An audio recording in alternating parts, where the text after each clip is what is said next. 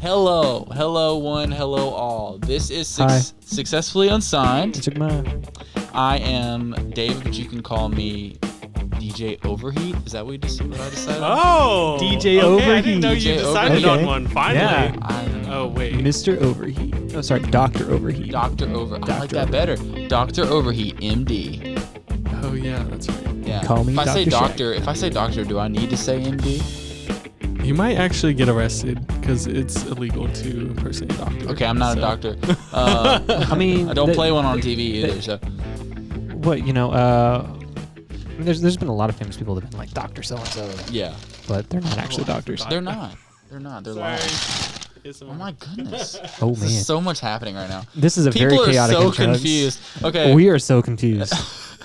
Welcome to Successfully Unsigned. Yes, welcome. We are obviously not successful. Yeah. But we are unsigned. We are unsigned. This is professional advice from unprofessionals.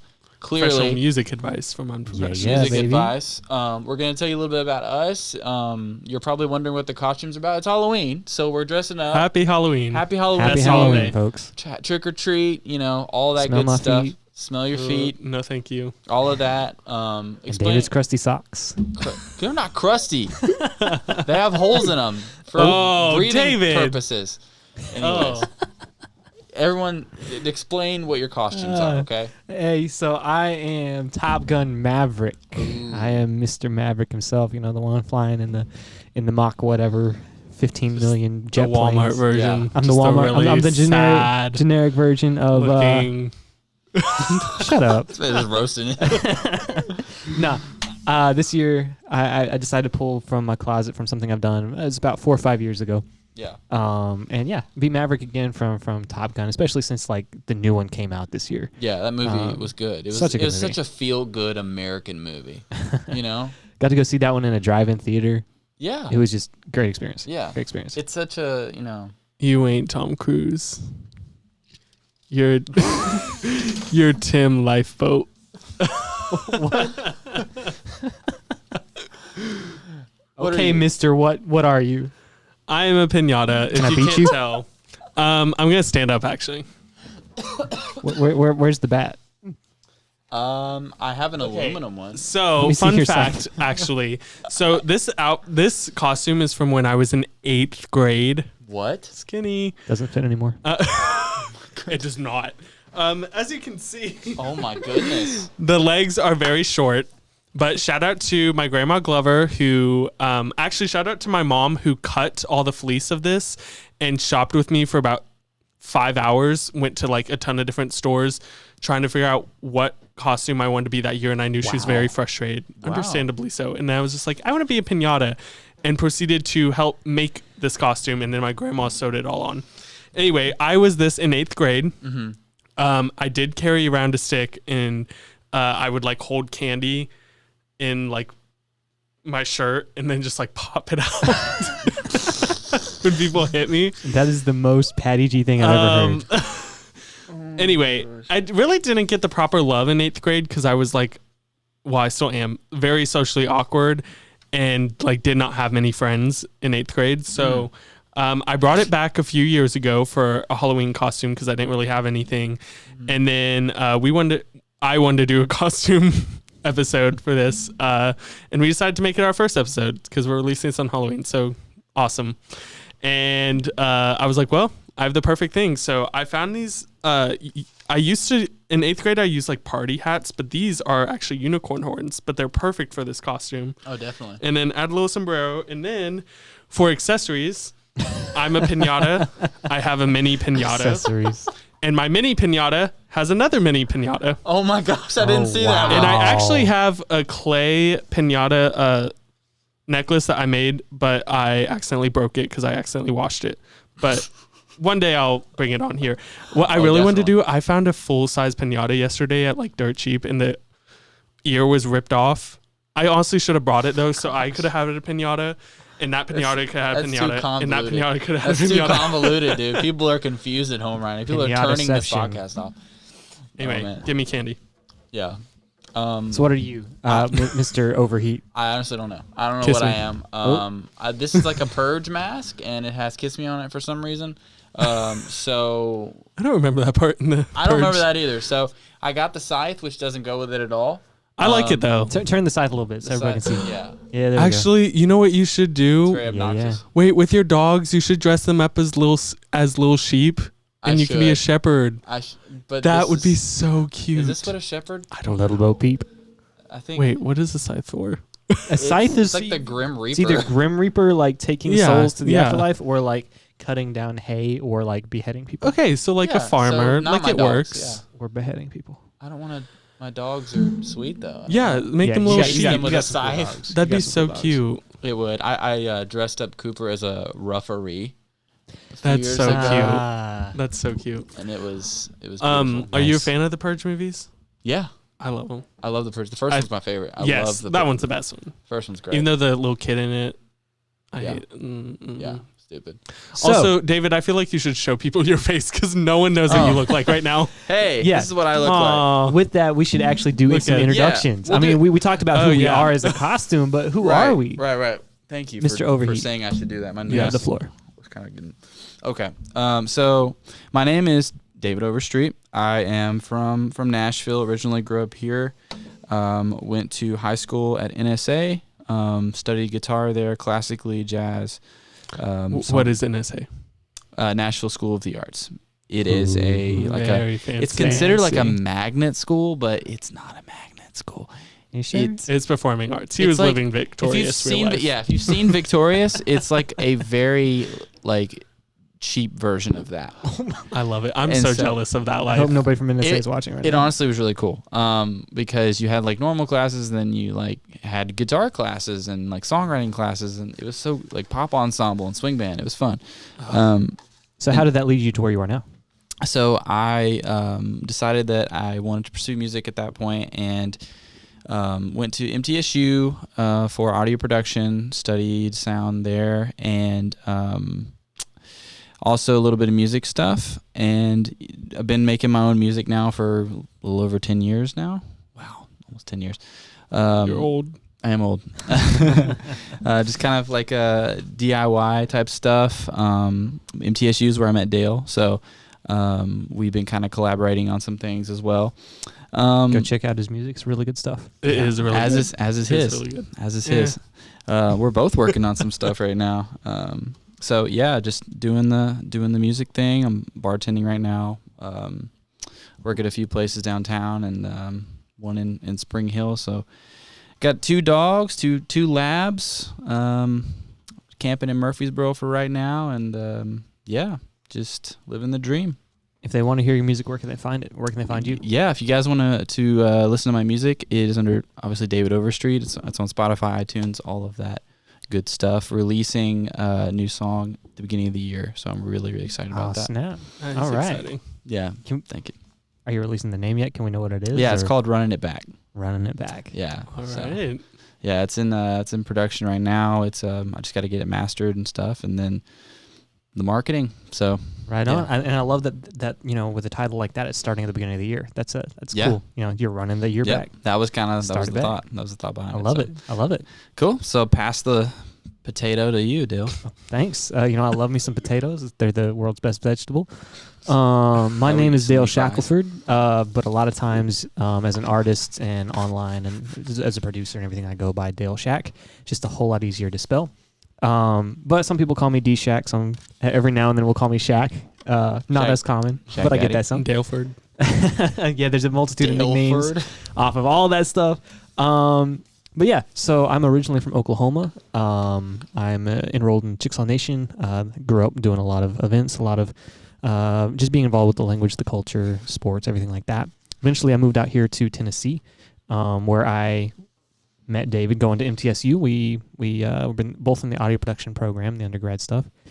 Great time there. Learned a lot. I've continued on to the graduate program just because I'm a glutton for punishment and love classes. Mhm. And have continued learning, doing audio production. We also dip into some little video elements, some stuff like that. Having a lot of fun with it, but I do a lot of engineering and production.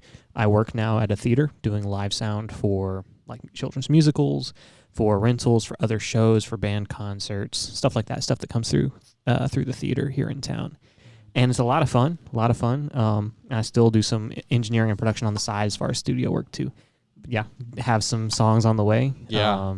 Gonna release a live album. Hopefully, my goal is in December. I gotta finish the last bit of the mixing on it and then get it mastered. And then Nice. But you just released a song. I did just release a song here recently. It's called "To the Top of Tiger Hill." If you're from the Middle Tennessee area, go to Tiger Hill. It's in Murfreesboro. Check it out and listen to the song while you're there. I'm pretty proud of the song. It's great. It's a fun It is song. really good. It's a really good song. It's catchy, ladies. So So that's a little bit about me. Patrick. Okay, well, now everyone thinks I'm some random person that showed up because y'all didn't say how you met me. Yeah. Anyway, me and Dale met through church, and then I met David through Dale. yeah. So not really that exciting. I just wanted to be included. Anyway, my name is Patty G, DJ Patty G, or better known as Patrick. Actually, probably better known as Patty G at this point. Patty G. Yeah. I do not have any audio engineering background, so I am here purely for kicks and giggles because I don't know anything about audio engineering. I will insert my opinion here and there. Mm-hmm. Actually, probably way too much, but they're a little more the technical side, and I'm here to be like, hey, y'all nerds, Come back to earth. Yeah. Type deal. Yeah. But one thing about you is just your love for pop culture and your love for music and everything. That's Yes. So talk about that a little bit. Yeah. So music has always been a big part of my life. In middle school, I started doing theater, and it was my entire world through high school. I absolutely love theater. I loved choir. I miss it all the time. And when I got to college, I thought about doing it, but I just didn't. Looking back, probably should have. But I actually ended up getting involved in the radio station at MTSU, WMTS.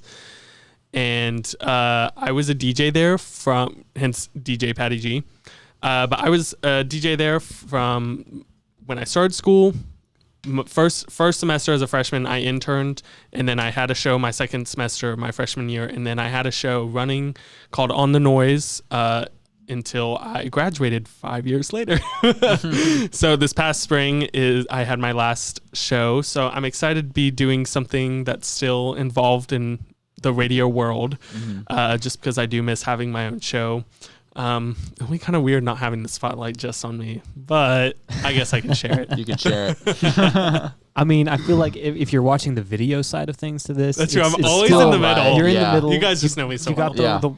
You got the outfits. Yep. So if you're listening only, you're the head of the table. Check out the video and see what this man's wearing. I walked in on YouTube. I walked in tonight and I was wearing this like vest that looks like a tiger and like have a little tiger Furby necklace on, and I walk in and David was like, "Oh, cool," and I was like, "This isn't my costume. This is just what I was wearing." Man was fresh before he got fresh.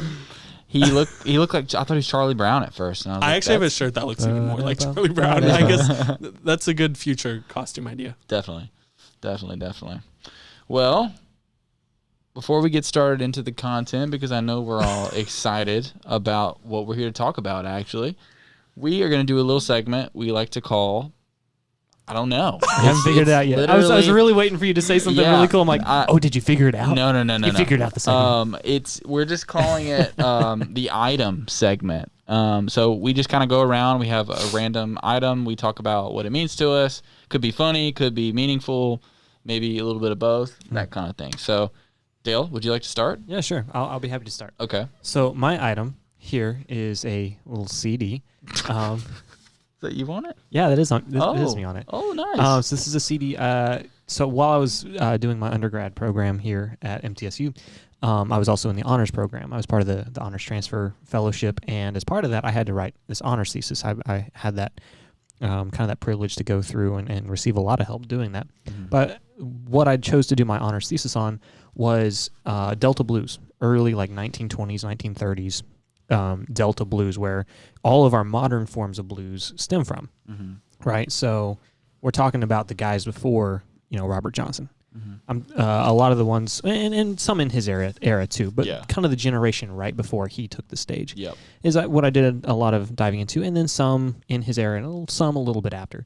But I was looking into my belief of how tribal music here, Chickasaw, Choctaw, especially, Creek and Seminole, and a lot of the southeastern tribes, not just those four, but a lot of the southeastern tribes, how their music, how the music, the traditional music really helped inspire, I believe, early Delta blues. How I think it mixed with the other genres and the other influences to kind of be an influence that nobody talks about very much. Mm-hmm. And so as part of this, I wrote this thesis. I did a lot of research into this, writing about different individuals and different songs and different analysis of those songs. And then to also support that, I recorded a few songs as well, which is where the CD comes in.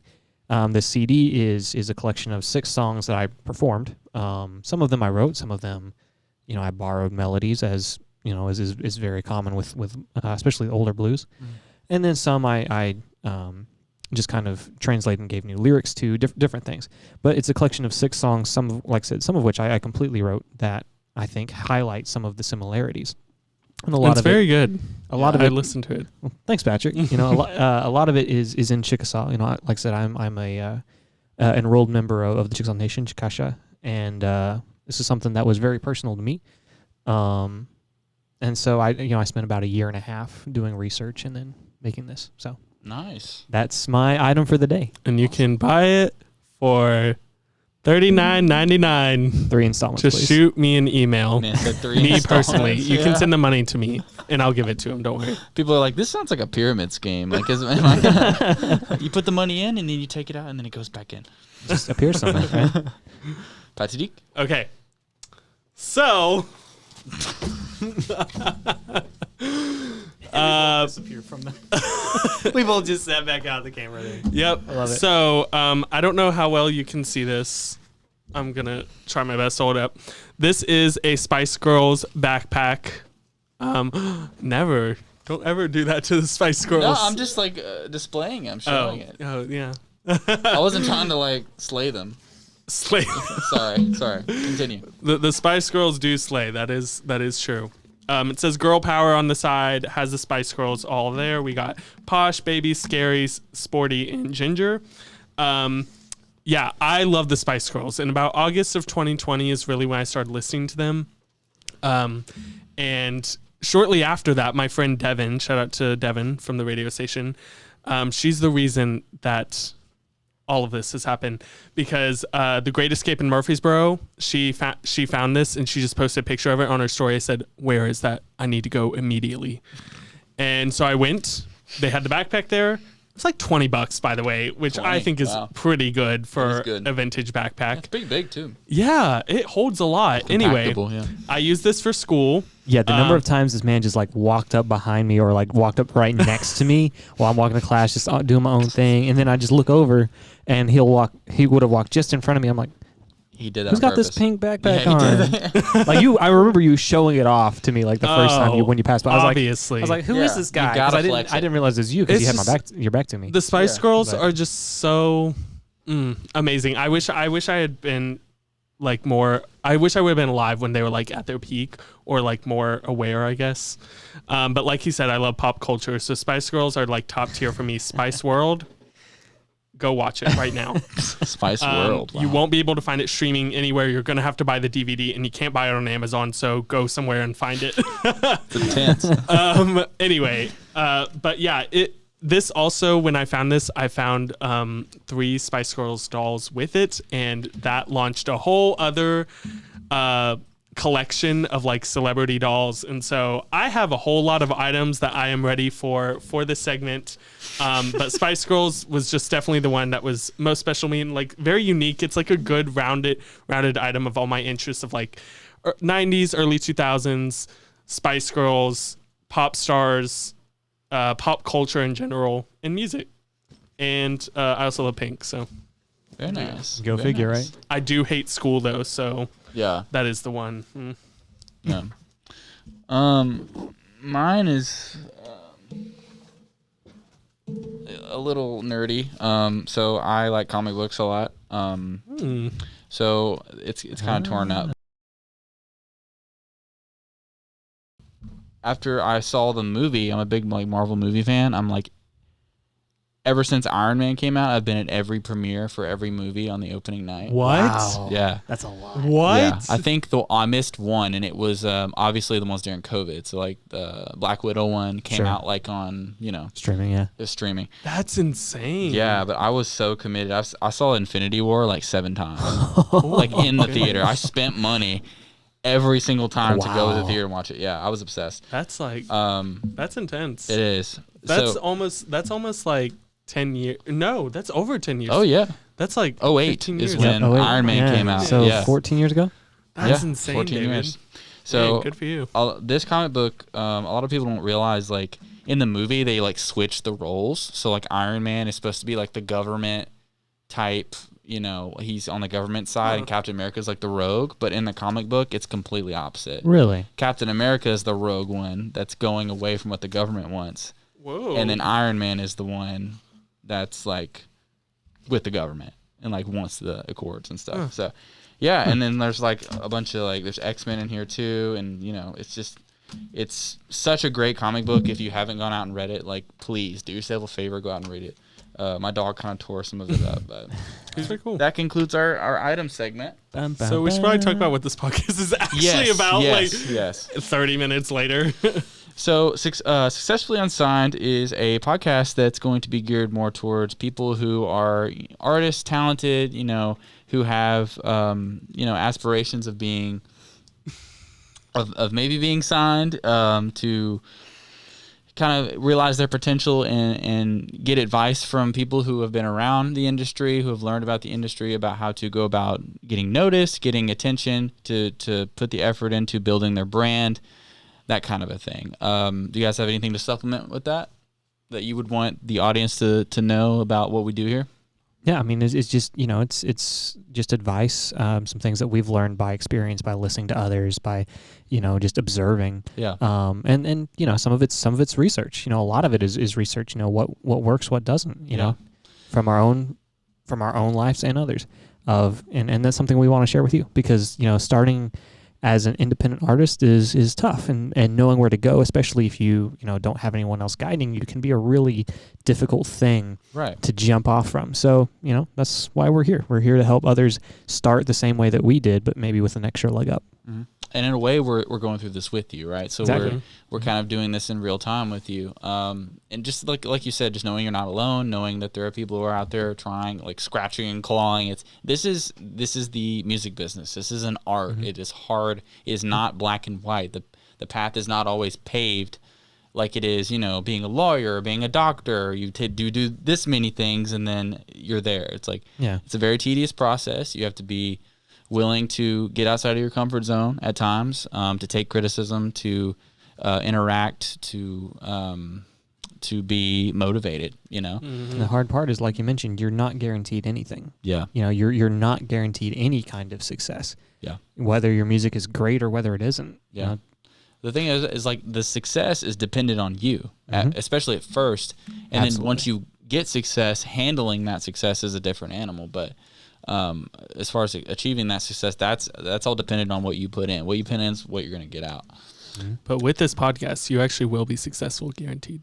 Oh yeah, guaranteed, guaranteed. Just kidding. We are kidding. Don't sue us. Insert one of those, like really fast talking.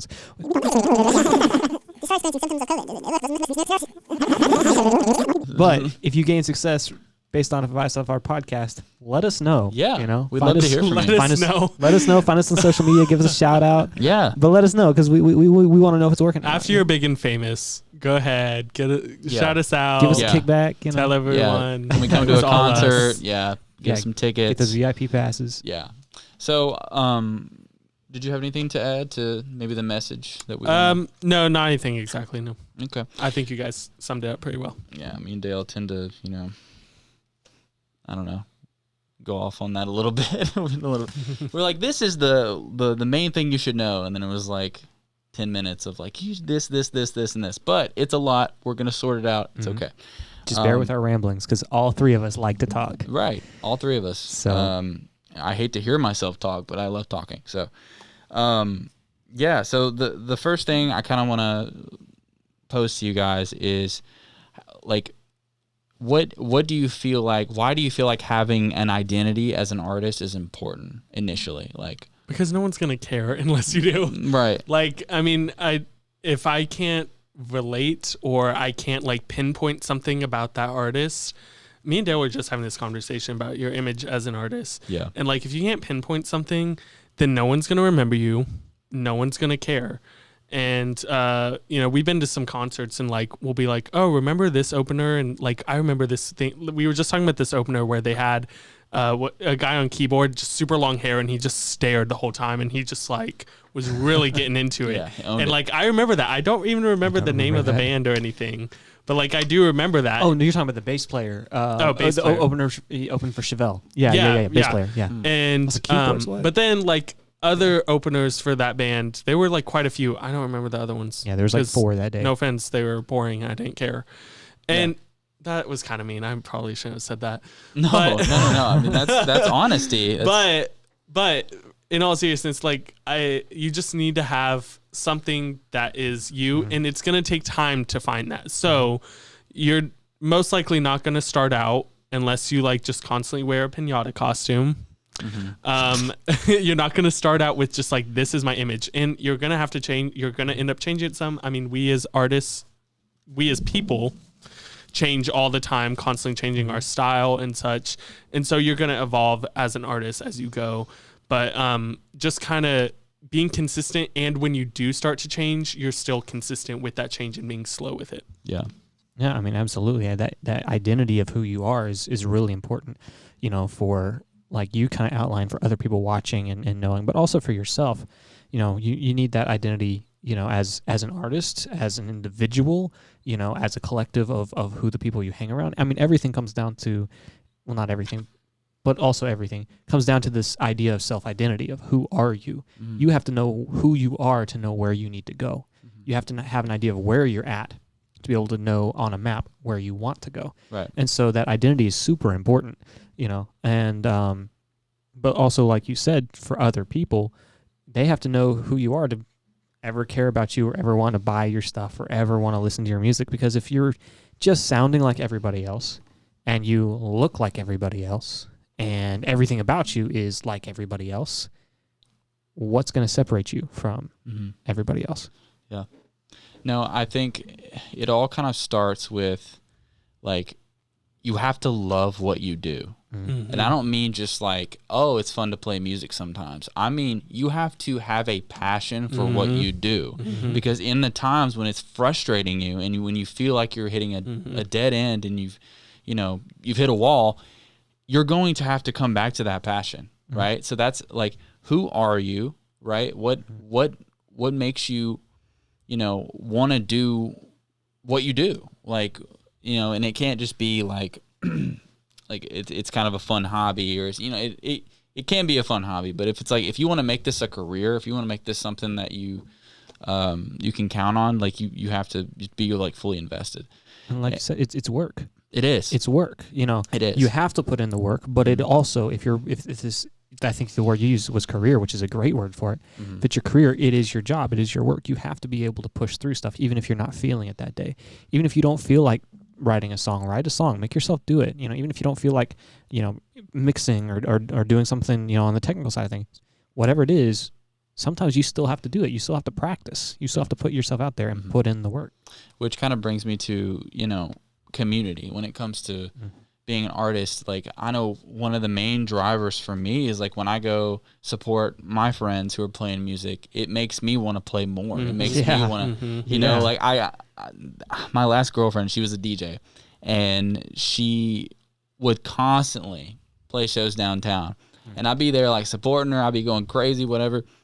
And the whole time I'm sitting there thinking like, I need to get on my stuff. Like I need to, and that's not like a knock. Like she's very successful, and I'm like, that's a good thing, right? Sitting there and being like, I need to get on my stuff. Like I need to make sure that I'm like, this is what I love to do too. I'm just not putting in the work that I should. And just kind of constantly having those reminders of like, this is what I love, it kind of motivates you to get back in there. So having community really helps. Go support your your friends who also love music. Keep and them close and collaborate with them. I mean, that Yeah. also keeps you motivated and keeps you driven, especially in a collaborated piece.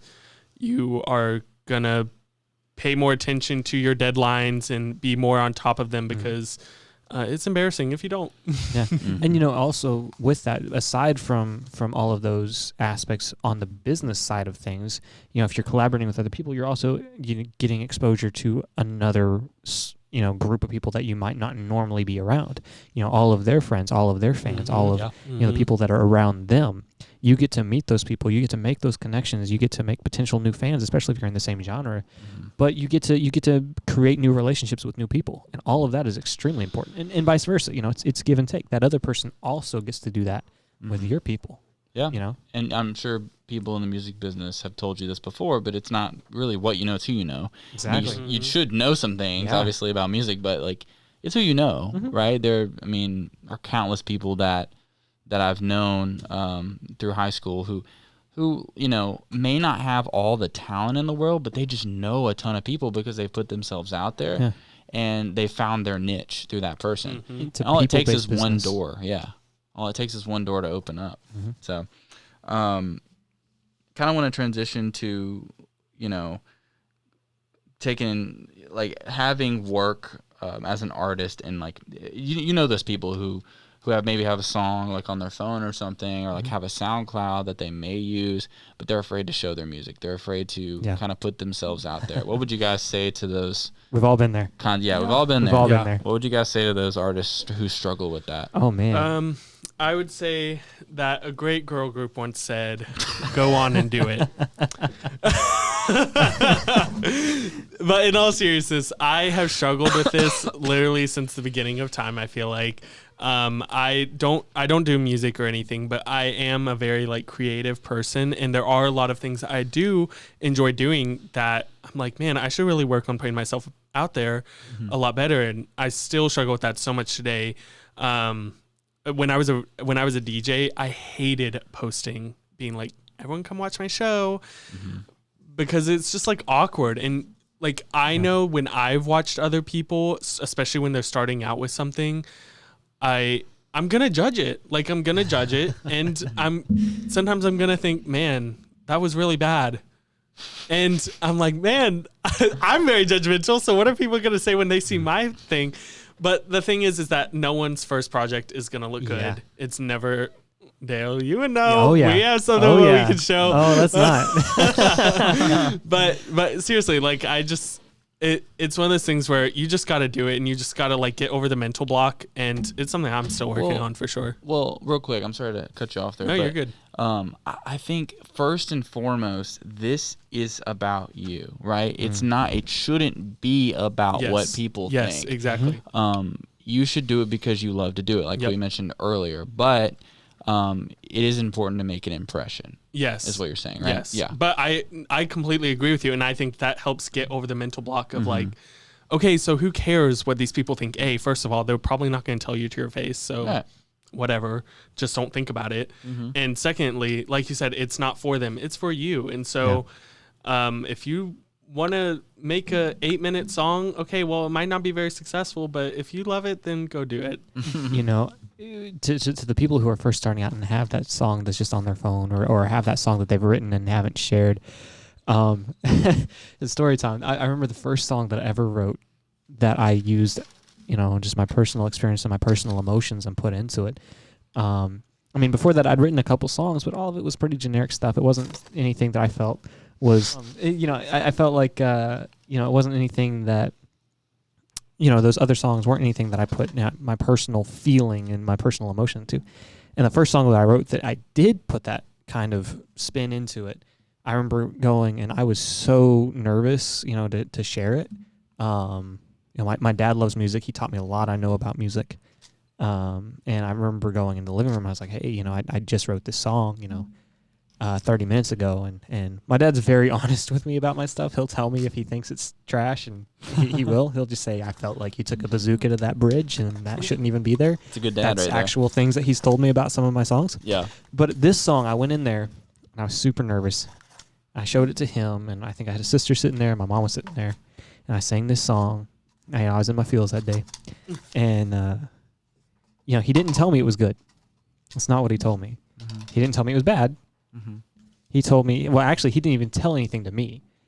His first words after the song was he looked over at my mom. He said, "We're gonna be going through something when he has his first heartbreak. Just wait," or something to that effect. Just wait for his first heartbreak. Like, wow, it's gonna be, because it was a moody song. Yeah. And it wasn't even about a girl. So he's like, "Man, we're gonna be in for something." Is it about a guy? I'm just kidding. No. Continue. Sorry. But no, I mean, but in its own right, that was encouragement, because my goal of letting that be an expression of myself and how I felt that day was successful. Was the song good? I don't know. Maybe not. Mm-hmm. But was the point and the feeling behind the song conveyed to who I sang it to? Yeah. Absolutely. Mm-hmm. Yeah. And the point that got across of, that day I was feeling lonely. I was feeling, totally kind of isolated from my friends and stuff like that. And that's what inspired the song, and that's what came out, when I sang it. Yeah. People can always. Oh, sorry. Yeah, I was just gonna say, throw it out there, whether people like it or not. It'll be an encouragement, because you're like, hey, I've taken this step. I've put something out there. I've showed other people besides myself, and I know it was still family at that point, but that's the first step. If you have a good family group that you can show stuff to, and you're too nervous to show your friends, show your family first, and that'll be a first step, and then you can show your friends. And then you can show other people, maybe their friends, and then you can show the world, and build on that. Yeah. And people can tell when you're being genuine and when you are passionate about it. And so that's why it's important to have that passion, because Absolutely. people can recognize that, and like whether they necessarily think the song itself is good or not, they can tell that that it means something to you. And so the people who are, truly care about you, they're going to support you, and then that's just going to build, and then there will be people who are going to enjoy whatever you put out. Yeah. I think it's there are different motivations for sharing your music, right? I think that really there's a process where you make the song, and it's an extension of how you feel, right? And it's an artistic expression. When you make the jump to show other people, what you're effectively doing is one of two things, right? You're either wanting praise or you're wanting to get better. And I think, showing your family is a good way to get a little bit of both, right? Because your family hopefully will not be too harsh with you about your music. But when you take that jump, this is why most people don't share a lot of their music. It's because they're afraid of something bad being said about it, or something that could challenge them, right? And get them out of their comfort zone and make them feel kind of inadequate about their music. But again, it's like we said earlier, it's an extension of you. That's the first thing you need to remember. That is your music. That is your art. And someone appreciates it. Someone does. But there are people that have been around this industry. There are people that have been exposed to a lot of different things. And if it comes back to, if this is a passion of yours, if this is something that you want to make into a career, a life for yourself, you have to be willing to put your stuff out there and get criticism, right or wrong, whether the person is experienced or if they're just, a bystander. I started out showing my stuff to, maybe like a girl I was seeing, or maybe my parents or something. Even my parents was a hard sell. I was like, I don't want my parents to hear this. It'd be the last people I would show. But and then it got to where I was like, okay, I need one friend to hear this. I need one person in the business, and I need one person that's not involved with anything, right? One random person at work or something. Hey, listen to this. Tell me what you think honestly, right? Tell me when you want to turn this off. And so, make sure you're coming into it with the right motivations, right? Like share your music. Please share your music, but be ready for that, good and bad, right? Because like it or not everyone is going to like your music. There are going to be people who do, and those are the people that you want to find, eventually. But when you're in the mode of trying to practice and become better, especially when it's early on, a lot of your early songs are probably not going to be objectively as far as or commercially good. Mm-hmm. Most of them are not going to be. I don't know how many songs I've written, and a ton of those are not commercially pleasant. A lot of them are like, I wouldn't even play to myself at this point, so I don't play them. But they were a starting point. But, I liked them at the time I wrote them. Otherwise, I wouldn't have written them. Yeah. But that doesn't mean that, as far as a business move, some of those songs, they're practice. Use them as such. But you still need to share that stuff, especially early on when that's all you have and that's your starting place. Because, other people can help you learn where you're at. Yeah. When you're first writing, and they can help you learn, oh, I didn't even realize I was doing this, or I didn't realize I wasn't doing this. Yeah. Like a lot of my early stuff didn't have reoccurring melodies. Right. I didn't realize that. To me, I was like, oh yeah, this is a melody. I can hear it. I'm singing it. Yep. And people, and I'd have family or I'd have friends like, yeah, it sounds nice, but I wouldn't be able to sing along. I don't know the melody. Man, that is so important. It's like if you are able to, for lack of a better way of putting this, put your ego aside. Yes. If you have, because some artists I know may have that, right? And it's not like a I don't know, annoying thing. It's just kind of like, again, it goes back to they don't want to be told that what they're doing may not be working. And for me, it was like, it wasn't that what I was doing wasn't working. It was that I had so much more that I could do. And I just didn't want to open my mind up to it. Like before I went to NSA, I was mainly like writing songs with like 3 chords and like, it was mainly lyrically driven.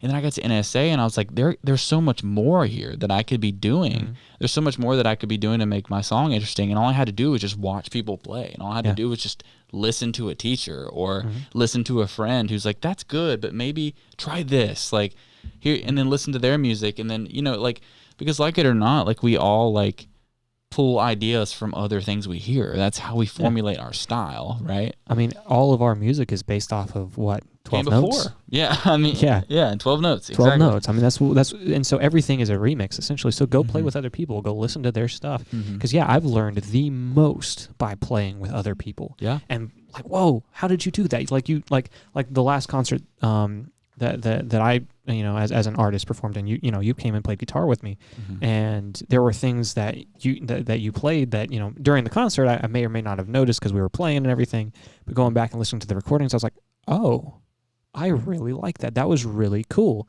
and it's it's a conversation that you and I haven't actually had yet. Yeah. But like, there's a number of things I was like, that's really cool. I like that, and I want to figure out how you did that. Yeah. But that's by playing with someone else and hearing their rendition of the same thing that you created. Yeah.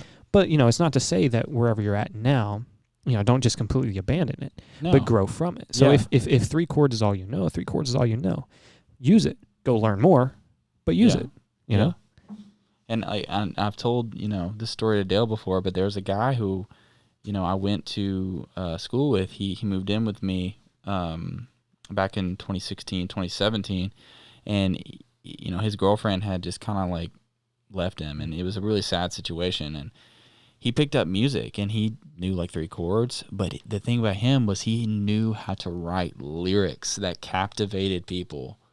And that just kept them interested. And he would play shows, and I would literally watch people just staring at him, like in awe of like some of the things that he would say, and they were just so powerful. And that was his way of speaking, right? So it wasn't about his technical skills; it was about what he had to say.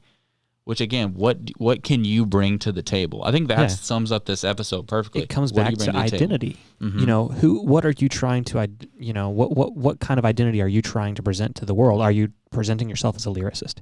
Are you presenting yourself as a musician? Are you presenting yourself as a songwriter? Are you presenting yourself purely as a performer?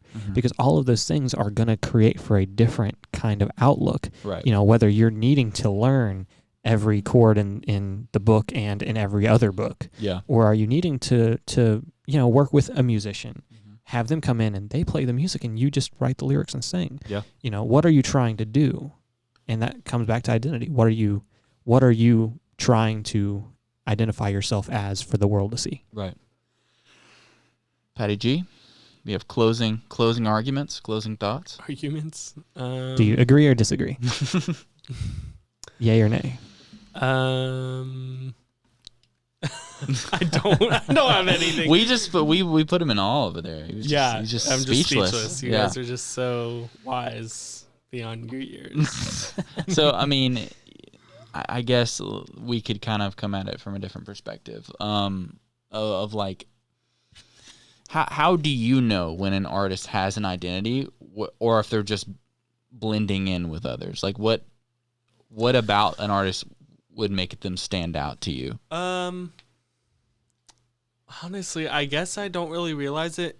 Until, I guess until a day or two after I have discovered them or watched them play, if I am feeling like I want to go back and see that person play again, or I want to go back and listen to that person's music. And I guess just like when I discover a new artist or a new song or something, if I am going back and playing it over and over again, when I'm listening to it, I might be like, oh, this is nice. Like when it comes to like music and really pop culture in general, I have a pretty open mind of just being like, oh yeah, I enjoyed this about it. I enjoyed this about it. The end. Yeah. But what really gets me is when I have realized, okay, this is something that I want to keep around, or, like I will go and like check them out. Like, if I see them perform live, what's their energy like? What's their outfit like? Right, I mean, to style. me, that's a big deal. Yeah. And so just anything like that, I don't know. I mean, just if you can keep me coming back, then make it fun. that's what's important. Yeah, make it fun. Make it appealing. And obviously, everyone should have different appeals. But like, if you just sit there on a stool with a guitar, wearing like, I don't know, jeans and a t-shirt, and just sing the whole time a bunch of like slow indie songs. No offense, no one cares. Ouch. I mean, that's what I'm gonna do Saturday. That's different though. But you'll have a hat too. I'll have a hat. You'll have a hat. Nice, cool hat. So that makes you different. Yeah. Boom. And you got rocket boots. I got and rocket top boots. and Rocket boots. Yeah. And also like that's for like a family event, like outdoor thing. It's not like a full on production. Keep in mind what you're performing at and what the needs are. If you're sitting in the back of a coffee shop, don't expect to be going wild. You know? I mean, or you could. You can. You could. If you're successful in pulling that off, awesome. Do it. But people are hopped up on coffee. They might. David, for your next performance, I think you should bring that side. I might. 100%. I might play the side. 100%. Figure out you how can to be play like it. Alice Cooper with the guillotine. There it is. Yeah, David. What was it? Overcooked? No. Overheat. Overheat. Overcooked. I was gonna be video game. Oh yeah, that's a good game. I love that game. It's so cute. It's hard. It is hard. It's hard. Talk about collaboration. Yeah, well, on that note, we're gonna wrap this one up for today. Thanks for watching. Thank you guys for watching. The next episode, we're gonna be talking about what makes a song catchy. Spice Girls. Go listen to some Spice Girls. Right. Go listen. And happy Halloween. Happy Halloween. Have a great and safe Halloween. Stay safe. Have cardiac arrest. Stay safe. And wear a great costume. If your costume's basic, figure something else out. Little tip. You want to go to neighborhoods with middle of the road income families, right? Because the richer they are, the less candy they give you. I don't know why that correlates, but it's a thing, okay? They were going to give you one Tootsie Roll. I'm not pointing any fingers, Brandywine Point in Hermitage, Tennessee. I'm not pointing any fingers. But Yikes. if I was pointing fingers, it would be at that neighborhood. Anyways, Okay. Have a safe Halloween. We'll see you guys next time. Wise words from Overheat.